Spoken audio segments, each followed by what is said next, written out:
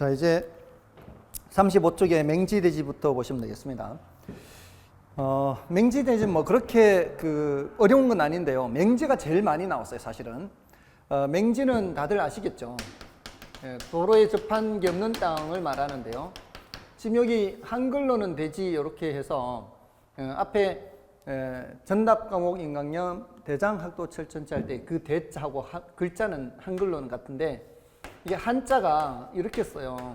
이게 여기 밑에가 오도이자예요, 오도이자. 여기 이제 자루대 이런 뜻이 자루대. 자루 모양 이런 뜻이거든요. 근데 이제 맹지는 도로에 접한 게 없는 땅 해서 이렇게 떨어져 있는 땅, 도로에서부터 이렇게 떨어져 있는 땅이죠. 길이 없죠. 근데 이제 자루형 토지는 도로에 이렇게 좁은 입구로 연결되어 있어요. 이런 형태의 토지를 자루형 토지 이렇게 얘기를 해요. 오케이. 이건 뭐 이렇게 어려운 건 아니고요. 그다음에 이제 법지빈지 해서 이것도 좀 자주 나오는 편인데요. 이제 비교해서 질문하기가 쉽기 때문에 그래요. 이 법은 법법자예요. 법적으로는 갖고 있는데 활용실익이 없거나 적은 토지 이렇게 하죠. 그래서 경사진 곳에서 나타나는 현상이죠.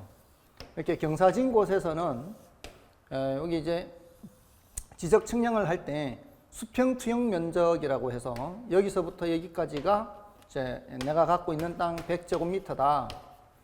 근데 내가 실제로 사용할 수 있는 땅은 70제곱미터밖에 안 된다. 그럼 여기 30제곱미터는 사용하지 못하는 거죠. 뭐 사용하더라도 뭐 활용 실익이 낮죠. 뭐 조경을 할 수는 있겠죠. 뭐 이렇게 나무를 좀 키우거나. 자, 이런 토지를 법지라 그래요. 법지. 근데 빈지는 바닷가 해서요. 이걸 이제 한자가 어려워서 이걸 바닷가로 바꿨거든요. 바닷가. 바닷가로 바꿨는데 이게 이렇게 돼 있으면 바다에 이제 조수간만의 차이가 있잖아요. 이게 만조고 이게 간조죠. 이게 간조, 만조 이렇게 조수간만의 차이로 인해서 잠겼다 드러났다 하는 이 부분을 갯벌, 간석지 이렇게 해요. 간석지 한자로는. 근데 이제 지적 측량을 할 때 여기에서 이렇게 이제 육지거든. 육지. 이쪽이 바다고요. 이쪽이 바다. 이쪽이 육지인데 여기서부터 측량을 하는 게 아니고요. 일정한 거리를 들어와요. 측량은 여기서부터예요. 그러니까 이 부분은 측량이 안 돼 있어요. 육지이면서도 이 측량이 안 돼 있는 이 부분을 이제 빈지 그래요. 바닷가. 바닷가.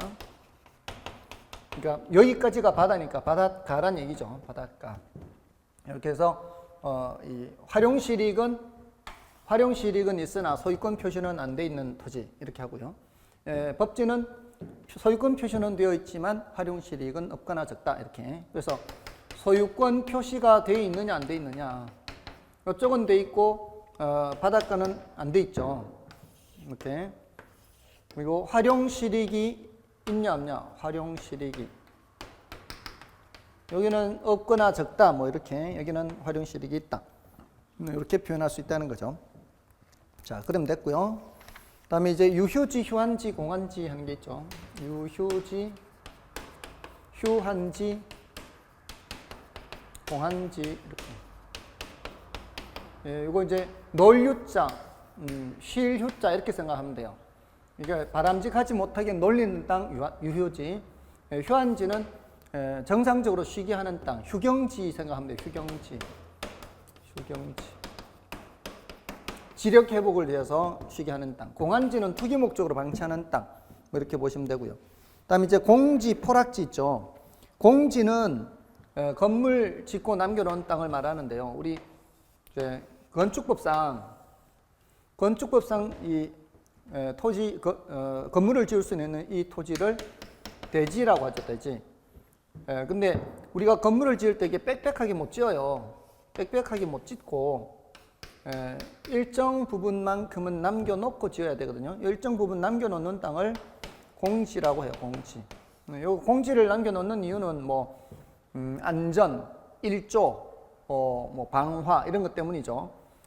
이 화재를 막기 위해서 이렇게 건물 간 거리를 좀 떨어뜨려 놔야 되잖아요. 그런 목적으로 하기도 하고, 이렇게 여러 이제 목적으로 이렇게 남겨놓은 땅을 공지 이렇게 얘기해요. 자, 이게 이제 건폐율 때문에 그렇거든요. 건폐율이나 용적률 때문에. 건폐율이라고 해서요, 이게 대지 면적분의 건축 면적이에요. 건축 면적. 그래서 이게 50%다 그러면은 전체 대지 면적 중에서 건물이 차지하는 면적이 50%를 넘으면 안 된다, 이런 뜻이거든요. 이런 건폐율이나 또는 용적률 있죠. 용적률 때문에도 그렇기도 해요. 용적률은 이제 대지 면적분의 이 바닥 면적 합계예요. 건물의 각 층 바닥 면적 합계. 바닥 면적 합계. 자, 그래서 이게 50%다. 이게 200%다. 그러면은 4층까지 지을 수 있는 거예요. 50%씩 50%씩. 물론 40%씩 5층까지 지어도 돼요. 뭐 200%인 거는 똑같아요. 그러니까 그거는 자기가 하기 나름이겠죠. 그렇게 해서 또 이제 층수 제한 같은 것도 있으니까 그런 건폐율 용적률 때문에 이렇게 이제 남겨놓게 되는 그런 땅을 공지라고 한다. 그리고 우리 왜 백화점이나 이런 데 가지 않습니까? 백화점이나 뭐 대형 그 상가 건물 같은 데 가면은 일반인들이 사용할 수 있도록 이렇게 제공하는 그런 공지를 공개공지라 그래요. 그러니까 뭐 벤치도 갖다 놓고 뭐 조경도 하고 하지 않습니까? 그렇게 하는 공지를 공개공지라고 하는데, 그런 공개공지를 많이 제공을 하면은 그러면 이제 용적률 같은 것들을 높여주기도 해요. 용적률 인센티브 제도라고 해서 그렇게 하기도 합니다. 자, 아무튼 이게 이제 공지 개념이고요. 다음에 이제 포락지 있죠. 포락지. 포락지는 이거는 그 물의 침식 작용 생각하면 돼요. 물의 침식. 물의 침식 작용으로 인해서 갉아먹으면은 물이 이제 하천 같은 데서 이렇게 물이 흘러가잖아요. 그럼 갉아먹으면은 자꾸 무너져 내려서 원래는 전답이었던 곳이 이렇게 하천으로 변하게 되는 그런 땅 있죠. 그런 땅을 포락지라고 얘기를 해요.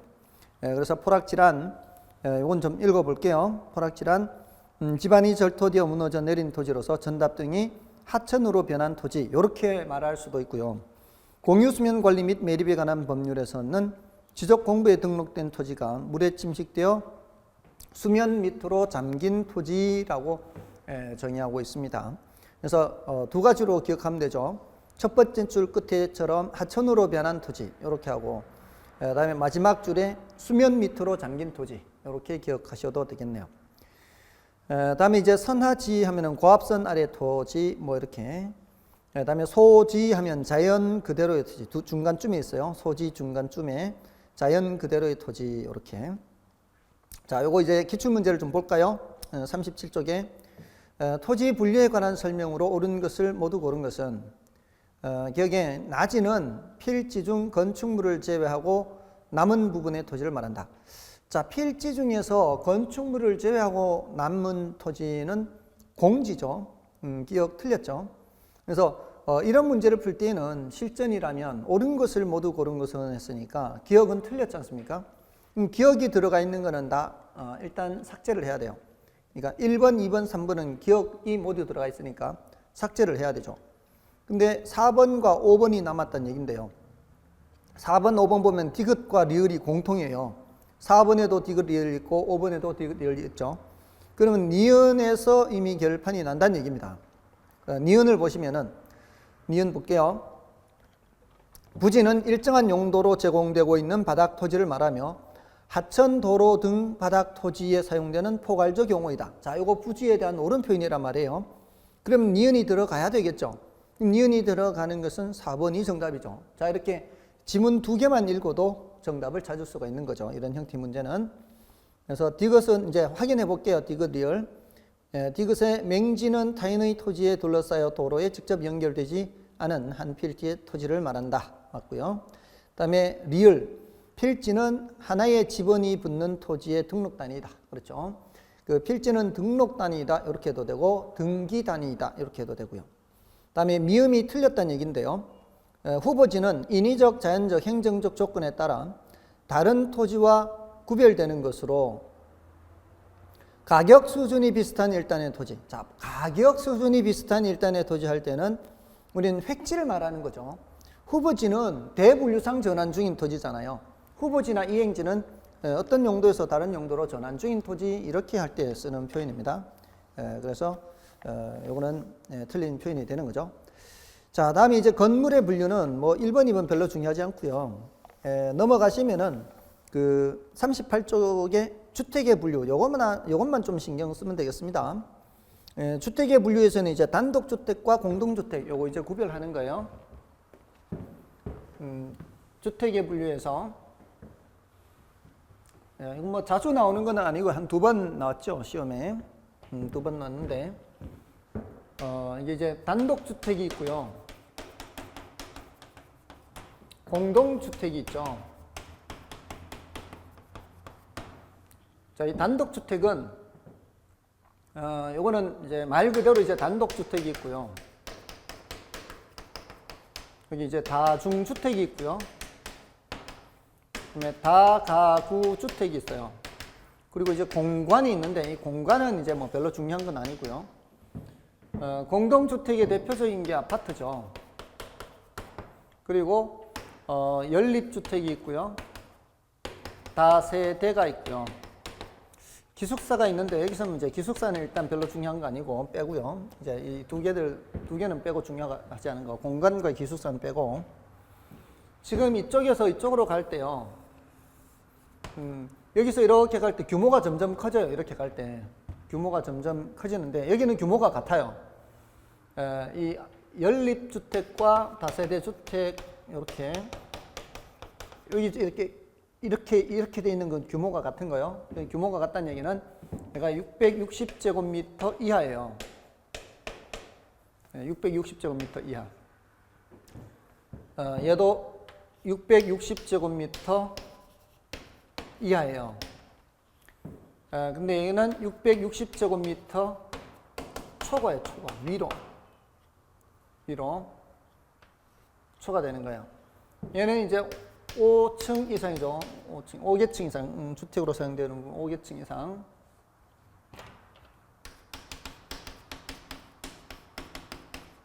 그리고 지금 여기 이제 공통점은 둘 다 660제곱미터 이하잖아요.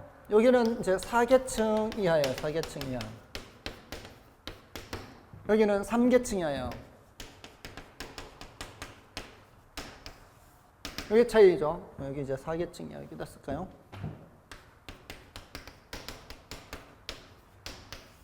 요거는 이제 층수는 4계층 이하 이것도. 요것도 3계층 이하. 여기는 330제곱미터 이하예요.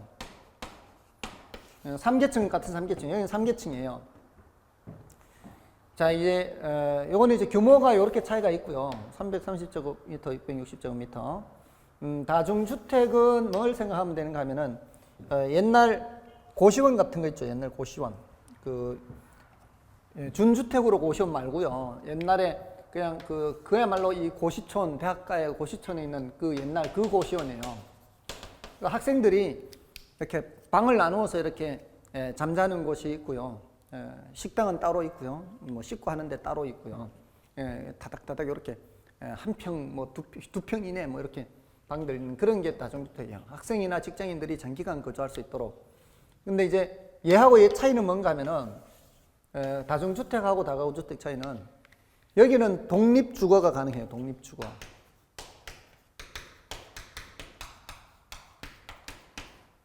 독립주거가 가능해서 취사나 이게 가능해요. 취사가 가능. 취사. 근데 얘는 취사가 안 된다 이 말이에요. 다중주택은. 그래서 사실 불법적으로 건물을 지은 후에 불법적으로 이렇게 취사 가능하도록 이렇게 개조한 데가 있어요. 그런 건 불법. 그래서 그런 거 말고 원칙적으로 이렇게 다가구 주택만 취사가 가능해요. 그래서 이게 차이가 있습니다. 아무튼 이 정도로 이제 좀 알고는 계실 필요가 있겠죠. 사실은 시험에는 자주 안 나와도 여러분들이 중개를 하실 때 다중주택인데 그게 만약에 취사가 가능하도록 이렇게 불법 개조되어 있다면 그런 사항들도 설명을 할 필요가 있는 거예요. 아무튼 예전에 그런 그 불법적인 것이 적발이 돼서 다시 이제 원상복귀해라 막 이렇게 검사하기도 하고 그랬었습니다. 자, 아무튼 그런 거고요. 여기는 뭐 특별한 것이 없는데 이제 공동주택과 단독주택의 차이점은 뭐예요? 공동주택은 구분 소유 등기예요. 구분 소유 등기. 구분 소유 등기. 이게 공동주택은 이게 예를 들어서 101호, 102호 있잖아요. 다세대 주택. 101호, 102호 있으면은 각각의 등기부가 따로 나온다는 얘기죠. 여기는 등기부가 따로 안 나와요. 여기 예를 들어 다가구 주택에 101호, 102호가 따로 있어도 요거는 등기부가 따로 안 나는 겁니다. 이거는 이제 어떤 개념인가 하면은 옛날로 치면은 이제 예전에 90년대까지 유행했던 한지붕 세가족 이 드라마 있어요. 한지붕 세가족 할 때 그 드라마에 나오는 한지붕을 생각하면 돼요. 이 같은 지붕 안에 있는 집이에요.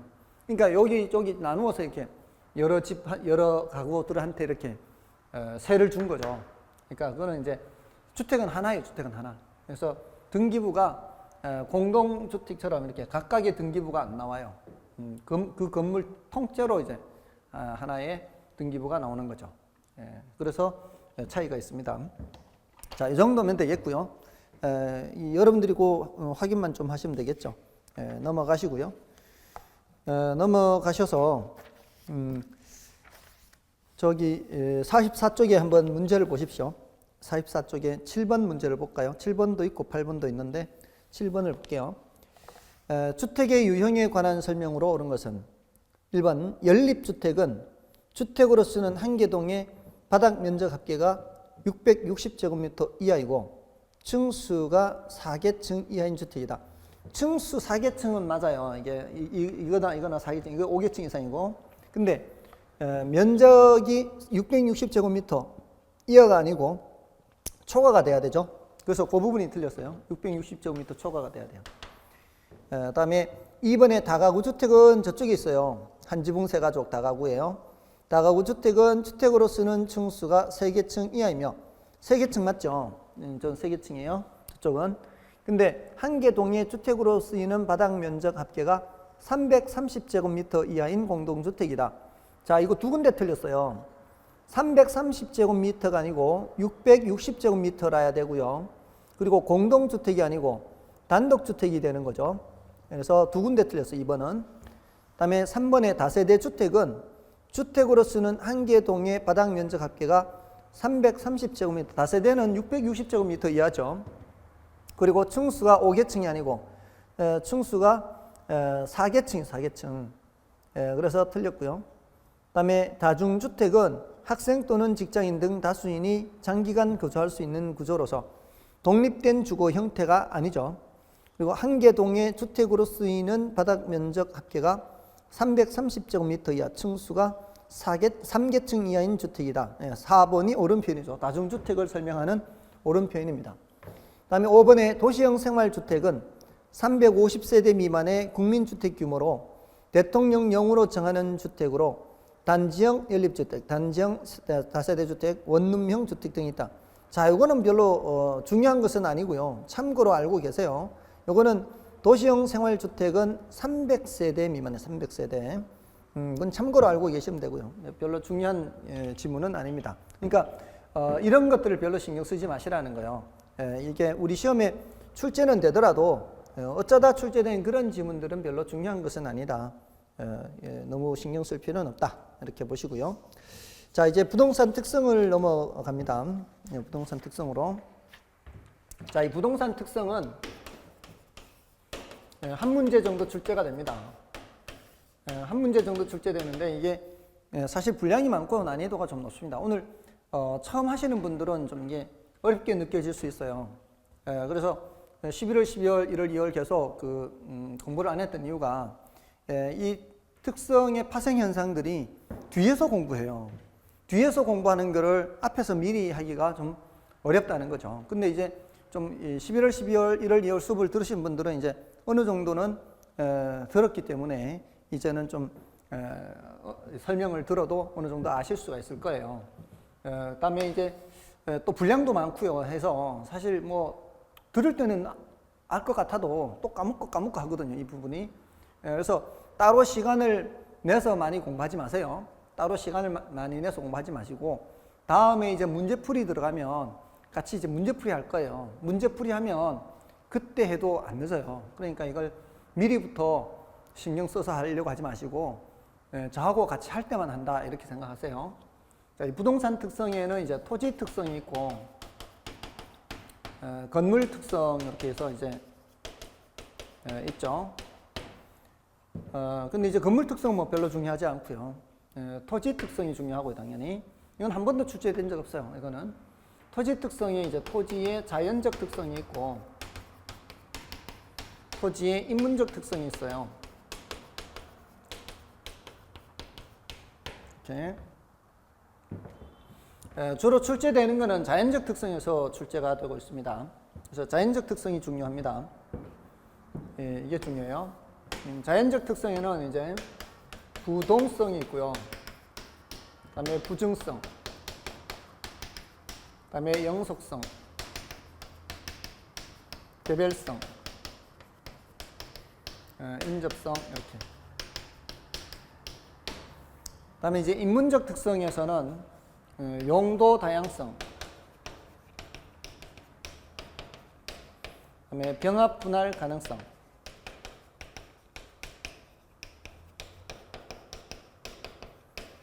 그다음에 사회적, 경제적, 행정적 위치 가변성,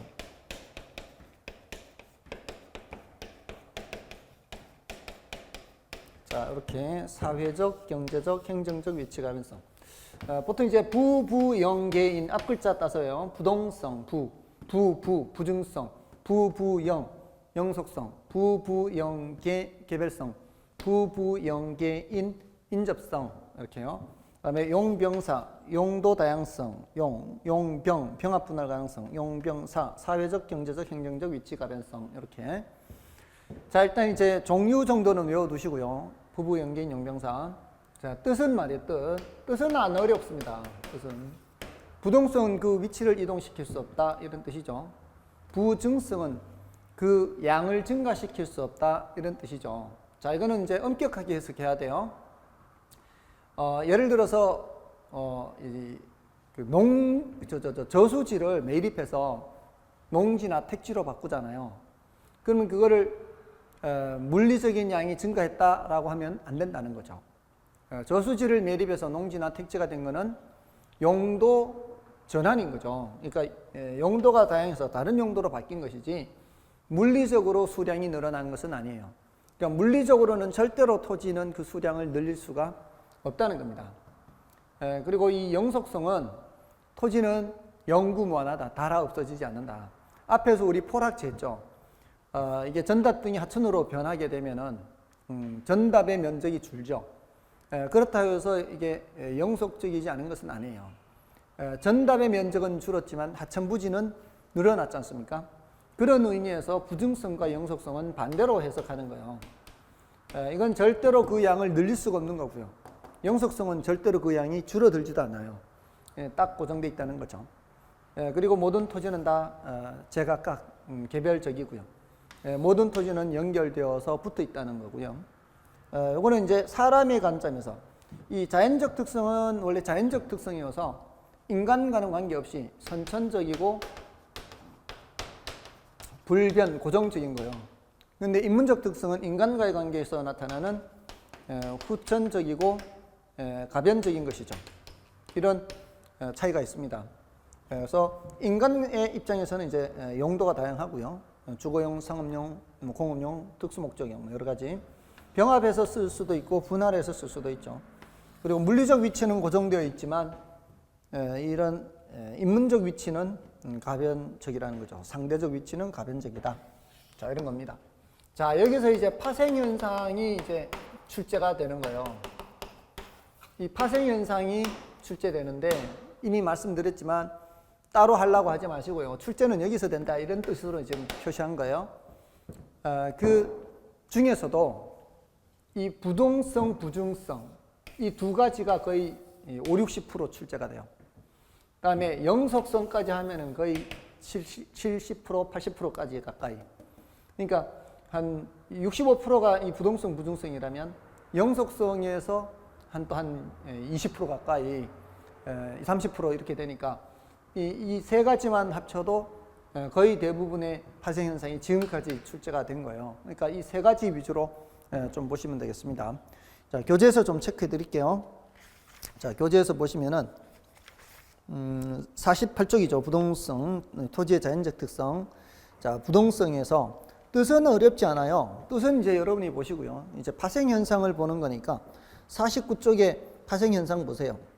그 파생 현상에서는 자, 여기서 그래도 좀 더 자주 나오는 거라면 1, 2, 3번, 6, 7, 8번. 1, 2, 3, 6, 7, 8. 이렇게 이제 체크를 하시면 돼요. 49쪽에 1, 2, 3, 6, 7, 8.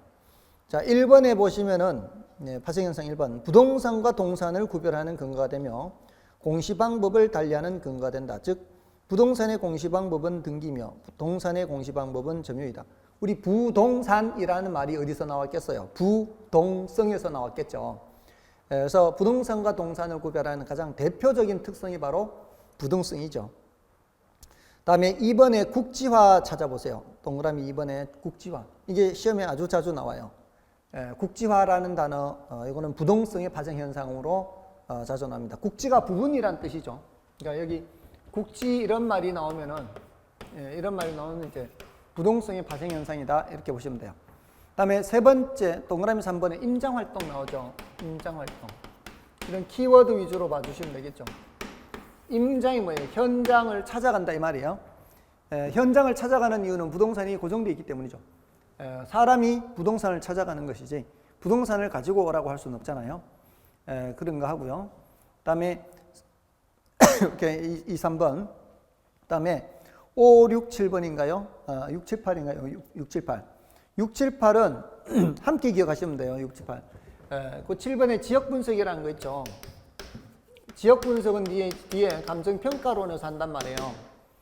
그 감정평가에서 그 부동산에 속한 지역이 어떤 지역인지 보는 게 지역 분석이에요. 그 지역의 용도를 판단하는 거예요. 그 지역의 표준적 이용과 그다음에 가격 수준을 보는 건데 이게 적합의 원칙과 관계가 있어서요. 적합의 원칙, 외부 효과. 그래서 경제적 감가와 관계돼요. 외부 효과와 경제적 감가. 자, 예를 들어서 쓰레기 소각장이 생겨요. 쓰레기 소각장이 생기면은 내가 갖고 있는 자동차 가격은 안 떨어지는데 부동산 가격은 떨어지죠. 왜 그러겠어요? 자동차는 어디든 굴러다니는 놈이잖아요. 근데 부동산은 도망을 갈 수가 없잖아요. 그러니까 고정되어 있기 때문에 그렇죠. 그 이제 외부 효과가 그거죠. 이 의도하지 않는 손해나 이익을 끼치면서도 그 대가를 주거나 받지 않아요. 그래서 쓰레기 소각장 생겨서 가치가 떨어진다. 이거는 부동산의 외부 요인에 의한 감가죠. 부동산의 외부 요인에 의한 감가를 경제적 감가 이렇게 얘기한단 말이에요. 이런 것들이 이제 자주 나오니까 이런 자주 나오는 것들 위주로 이렇게 봐주시면 되고요. 그 다음에 부증성이죠. 자, 부증성도 마찬가지 이제 의의는 여러분이 좀 봐주시고요. 그 파생 현상을 보세요. 파생 현상을 보시면 토지에 요거는 이제 1, 3, 4번 하고요. 앞에서는 1, 3, 4와 뒤에서 8번 1, 3, 4, 8번을 보시면 돼요. 물론 6번도 간혹 나오기도 하는데요. 뭐 6번은 중요도 면에서는 그렇게 높지는 않고요. 1, 3, 4, 8번 정도. 1, 3, 4, 8번. 1, 3, 4, 8번. 1번에 뭐라고 돼 있죠? 생산비 법칙이 적용 안 된다 이렇게 돼 있죠.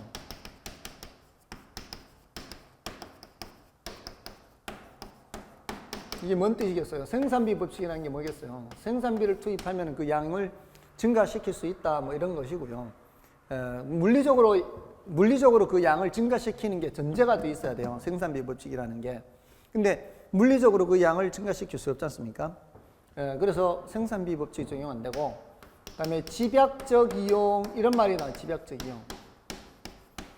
요거는 이제 뒤에 집약도라는 단어를 이제 배우면은 아는 거죠. 자, 1, 2월 달 이제 공부하신 분들은 들어보셨죠? 집약적이다라고 하는 게. 그러니까 똑같은 넓이의 토지라고 해도요.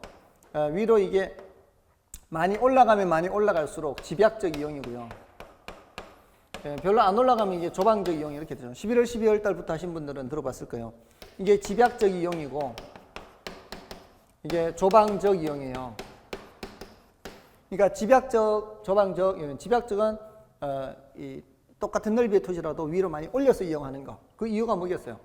토지는 그 양을 증가시킬 수 없으니까 옆으로 늘려 쓰는 데는 한정되어 있는 거죠. 그래서 위로 올려서 쓰는 거죠. 그래서 집약적 이용 이런 말이 이제 부중성에서 나오고요. 그다음에 토지 공개념 이런 말 나와요. 토지 공개념. 이 공이라는 게 뭐겠어요? 공이라는 게 우리 공과 사 이런 말 하지 않습니까? 공공 목적 뭐 이렇게 사익 목적 뭐 이런 식으로 이렇게 얘기를 하는데 이 토지 공개념이라는 건 이런 거죠. 이게 자본주의 사회이기 때문에 나오는 말이에요. 사회주의 국가에서는 어차피 토지를 다 국가가 갖고 있어요. 그러니까 토지에 대해서 공개념이라는 것을 따로 얘기할 필요가 없어요.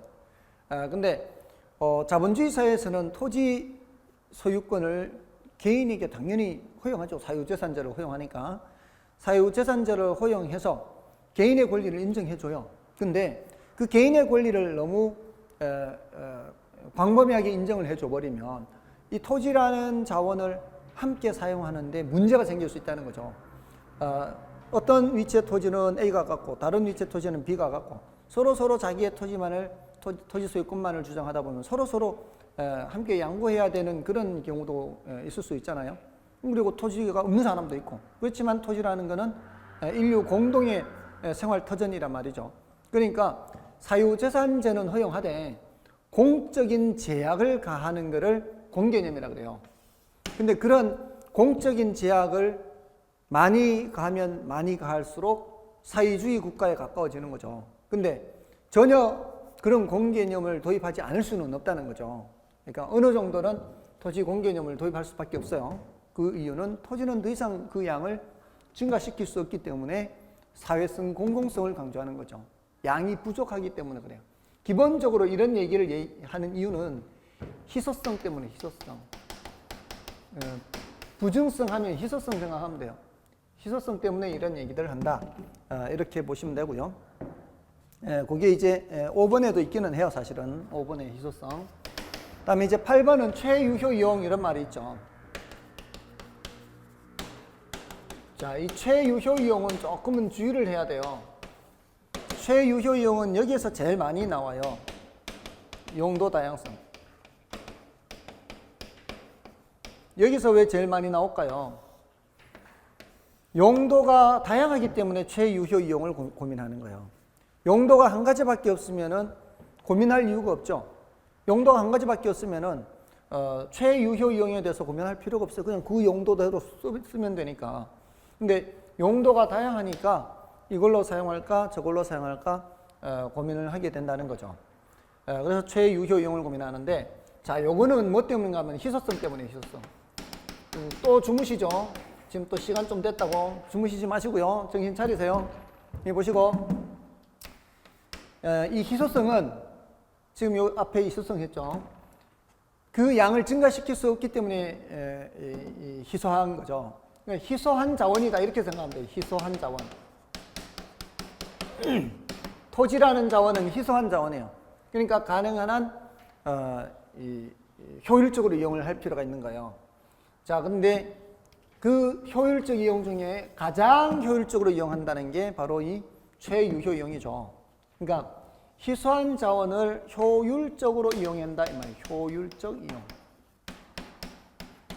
희소한 자원의 효율적 이용이라는 개념이 들어있어서 부증성에서도 나오고 용도 다양성에서도 나올 수가 있는 거예요. 자, 요 정도로 이제 봐주시고요. 그다음에 이제 영속성을 보시면은, 자, 영속성에서는 일단 파생 현상의 첫 번째, 토지에 물리적 감가상각을 적용할 수 없는 근거가 된다. 자, 이렇게. 자, 이게 물리적 감가를 적용할 수가 없어요. 물리적 감가가 안 돼요. 자, 근데 자, 여기 보세요. 여기 경제적 감가는 적용돼요, 안 돼요? 경제적 감가는 적용돼요. 자, 이 경제적 감가는 외부 요인에 의한 감가예요. 그러니까 부동산과는 관계없이 주변 환경 때문에 발생하는 감가는 다 경제적 감가예요. 옆에 쓰레기 소각장이 생긴다면은 내가 갖고 있는 부동산에 물리적인 하자가 있나요? 그런 거 없어요. 기능적으로 문제가 생기나요? 그런 거 없어요. 그런데 경제적 가치는 떨어지잖아요. 그게 바로 경제적 감가예요. 그러니까 물리적인 측면이나 기능적인 측면에 전혀 문제가 없어도 경제적 가치가 떨어지게 되면은 그건 경제적 감가인 것이죠. 자, 그래서 그럴 때는 외부 요인에 의한 감가예요. 경제적 감가는 적용이 돼요. 근데 뭐는 적용이 안 된다? 물리적 감가는 적용이 안 된다는 거죠. 자, 토지는 달아 없어지지 않는다는 거요. 요거 하고, 다음에 두 번째, 소모를 전제로 하는 재생산 이론이나 사고가 적용될 수가 없어요. 재생산 이론이 적용될 수 없어요. 자, 요거는 이제 재생산이라는 말을 잘 생각해 보면 돼요, 사실은. 이걸 조금만 생각해 보면 보세요. 재생산이라는 게 뭐겠어요? 다시 생산하는 거요. 다시 생산하는 거는 왜 다시 생산하겠어요? 기존에 만들었던 물건이 소멸되니까 새로 생산하는 거 아닌가요? 다시 생산한다는 거는 기존의 물건이 소멸되니까 다시 생산한다. 근데 기존의 물건이 소멸되지 않으니까 재생산이라는 말을 적용할 수가 없는 거죠. 영속성에 의해서. 그래서 재생산 이론이 적용이 안 된다. 이렇게 이제 보시면 되고요. 다음에 여기서는 1번, 2번, 5번, 6번 보시면 5번, 6번. 5번에 보시면은 토지의 소유 이익과 사용 이익의 분리를 가능하게 하여 임대차 시장을 발달하게. 임대차 시장. 자, 소유 이익, 사용 이익 이런 게 있죠. 소유 이익, 사용 이익. 자, 이 소유이익, 사용이익은 그 밑에 몇 번이죠? 1, 2, 3, 4, 5, 6번에 소득이득, 자본이득하고 함께 생각하시면 돼요. 소득이득은 요거예요. 소득이득은. 자본이득은 요거예요. 자, 요런 것들이 임대차 시장과 관계가 있는 거예요. 임대차 시장. 자, 우리가 이제 내가 이제 갖고 있는 집을 내가 사용하지 않고 사용할 수 있음에도 불구하고 사용하지 않고 세를 놔요. 세를 놔면은 임대료 수입 발생하죠. 그 임대료 수입이 소득이득이에요. 자, 그러면 그 세를 놨는 기간 동안에 집값이 올라갔어요. 그 집값이 올라가면은 그 임차인 거예요, 내 거예요? 내 거죠. 그건 내가 소유를 통해서 얻는 이익이잖아요. 그러니까 시세 차이, 자본이득이죠. 소유를 통해서 얻는 이득, 자본이득이고요. 사용을 통해서 얻는 이득은 소득이득인데 내가 사용하지 않고 대신 다른 사람이 사용하게 하면은 임대료 수입이 들어오는 거죠. 이게 바로 임대료 수입이죠. 임대료 수입. 요거는 시세 차익이에요. 자, 이런 것들이 지금 이제 영속성과 관련이 있다는 거요. 아니, 이거는 충분히 이해하겠는데 이게 왜 영속성하고 관계가 있냐 이 말이에요. 자, 그거를 짝을 지어야 되거든요. 이거는 다들 아시겠죠, 사실. 이걸 다들 아는데 이게 영속성하고 관계 있다. 이거 생각하는 게 조금은 이제 어렵다는 거죠. 자, 이 임대차를 아시려면은 사실은 소비대차를 함께 아는 것이 이걸 이해를 하는 게 돼요. 여러분들 임대차, 소비대차 들어보셨나요? 임대차와 소비대차의 차이점이 뭔지 아시나요? 여러분, 소비대차는 연탄 같은 연탄. 여러분들 연탄 10장만 빌려주라. 이번 달에 월급 받으면은 갚아줄게. 자, 연탄 10장을 빌렸을 때 갚을 때 다 써버린 그 연탄재를 갚을 수는 없잖아요. 이런 건 다 써버렸잖아요. 그럼 어떻게 해야 돼요? 새로 사서 갚아야죠, 새로. 그죠? 자, 이런 거를 우리는 단용재라고 해요, 단용재. 한번 써버리면은 없어져 버리는 물건. 이런 것들은 소비대차라 그래요.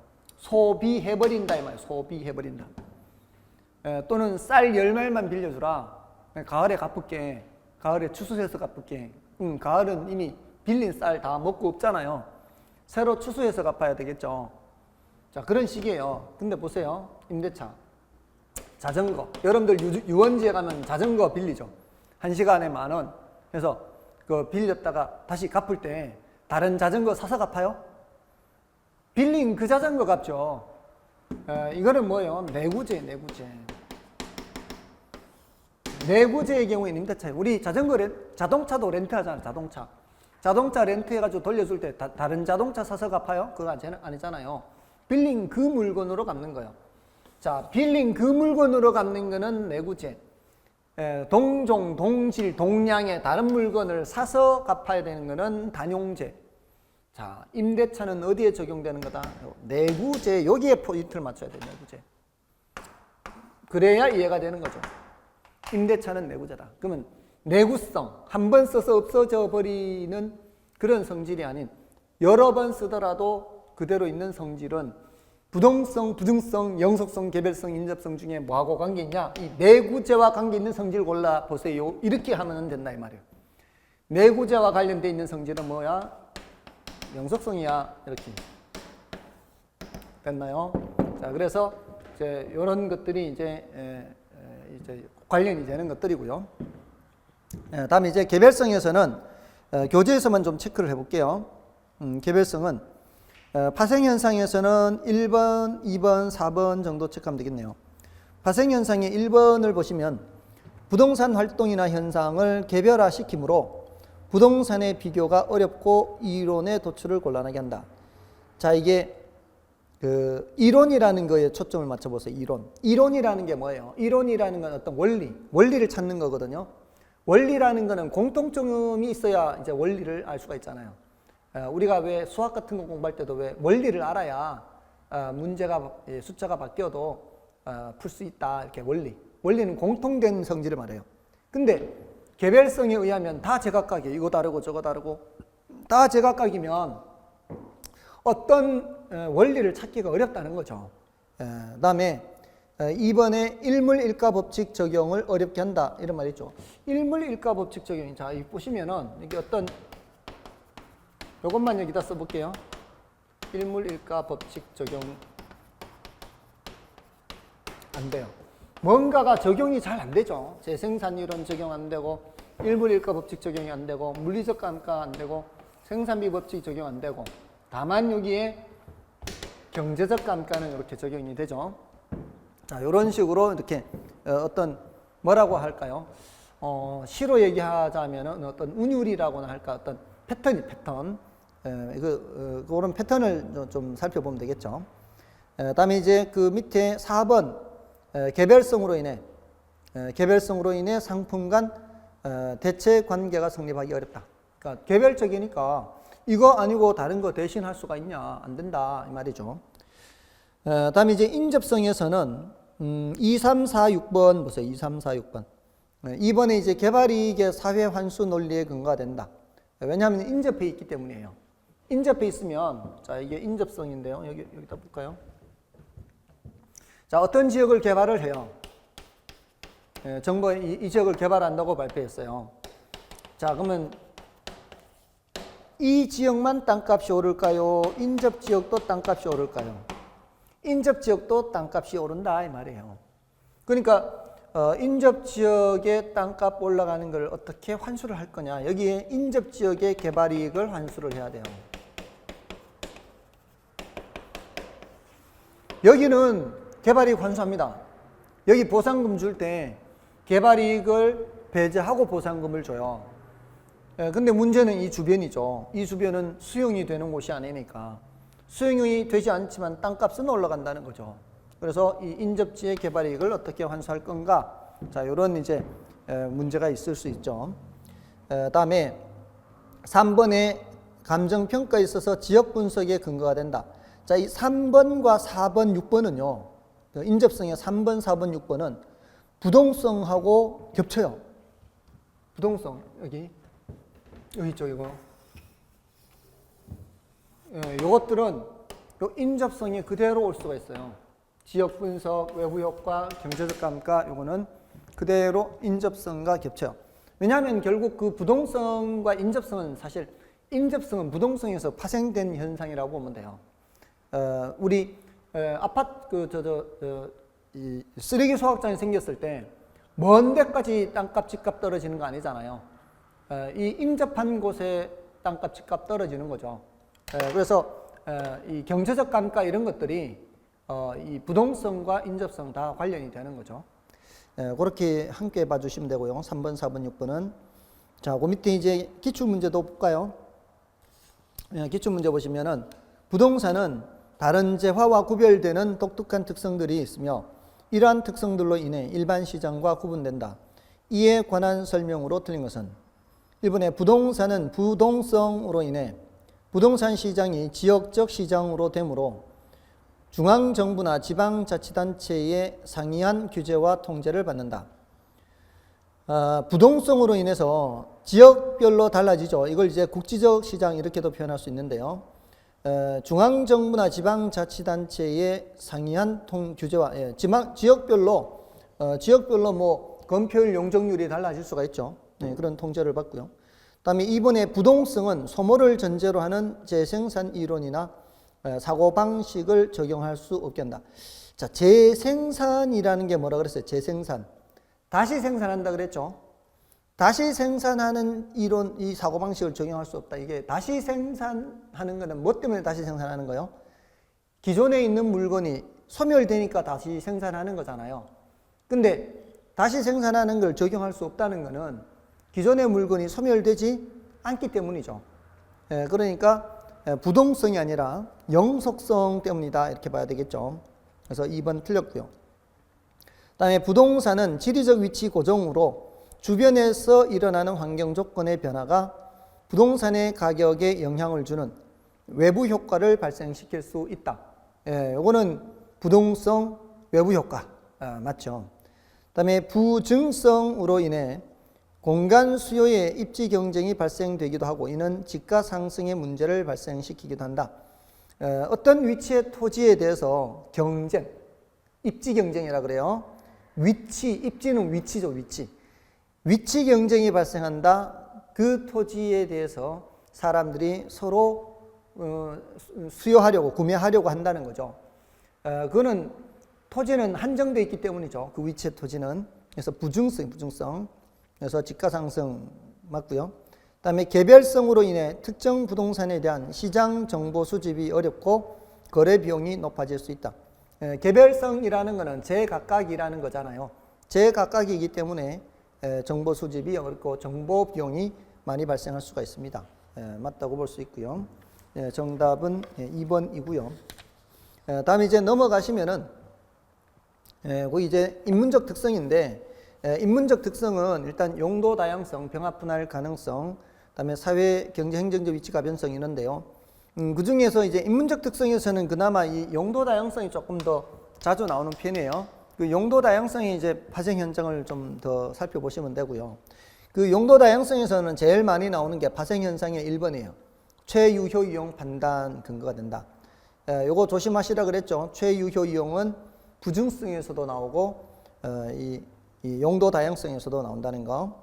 그리고 2번에 주어진 용지의 최적의 용도를 찾는 적지론의 근거가 된다. 요거는 적지론이라는 단어는요.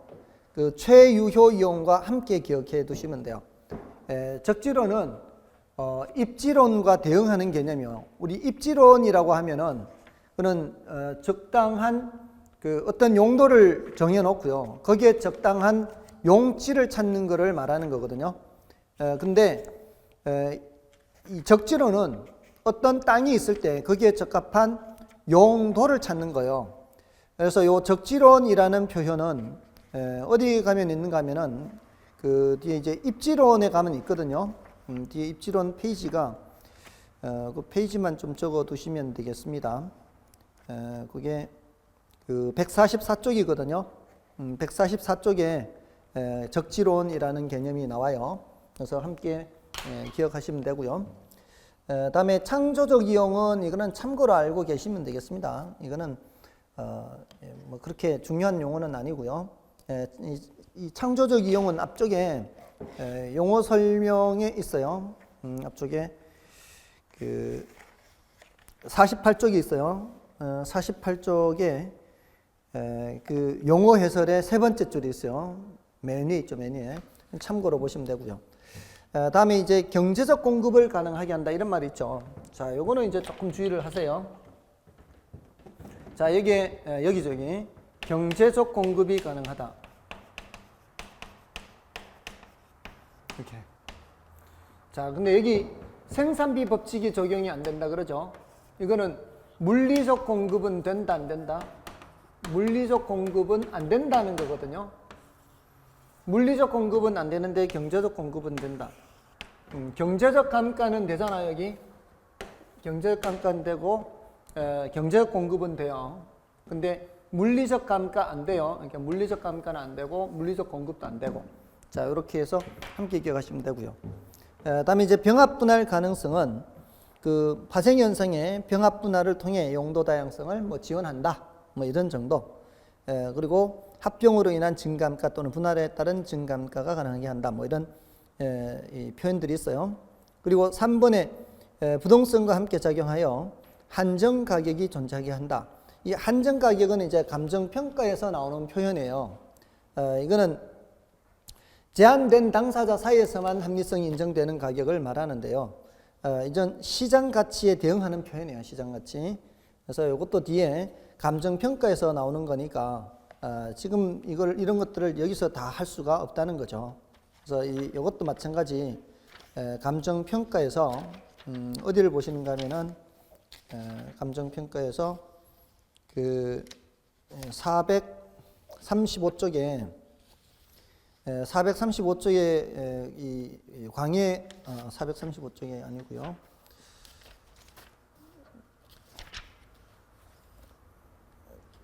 가격의 종류에서